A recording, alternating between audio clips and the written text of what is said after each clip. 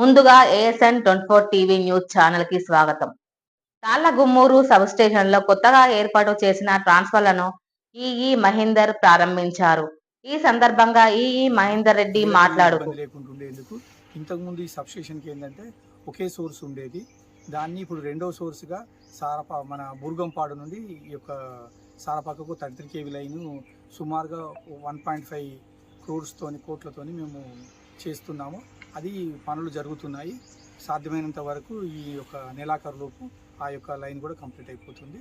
దీనివల్ల ఏంటంటే ఈ ఏరియాలో ఏ రకమైనటువంటి విద్యుత్ అంతరాయాలు లేకుండా నిరంతరాయంగా ఆ యొక్క వేసేవే కాకుండా మొత్తం పరిశ్రమలకు కూడా ఏ రకమైన ఇబ్బంది లేకుండా ఉండే విధంగా మేము ప్రణాళికలు వేసుకున్నాము. ఆ రకంగా మేము పనులు చేస్తున్నాము.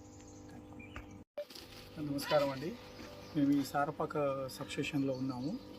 ఈ పోయిన సమ్మర్లో జరిగినటువంటి ఇబ్బందులను దృష్టిలో ఉంచుకొని అటువంటివన్నీ కూడా పునరావృతం కావద్దనే ఉద్దేశంతో మేము ఈ రోజు నాడు ఈ సబ్స్టేషన్లో ఎగ్జిస్టింగ్ 5 MVA పవర్ ట్రాన్స్ఫార్మర్ ఉంటే దానికి అడిషనల్గా ఇంకొక 5 MVA పవర్ ట్రాన్స్ఫార్మర్ను ఈరోజు ఛార్జ్ చేశాము. అంతేకాకుండా ఫీల్డ్లో మేము ఇప్పటివరకు 8 100 kV ట్రాన్స్ఫార్మర్లు ఛార్జ్ చేశాము. సో ఇవన్నీ మా యొక్క సమ్మర్ యాక్షన్ ప్లాన్లో భాగాలు.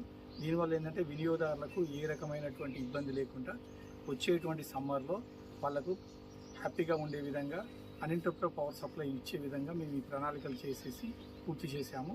ఇంకా ఏ రకమైన ఇబ్బంది ఉండదని మేము ఎక్స్పెక్ట్ చేస్తున్నాము.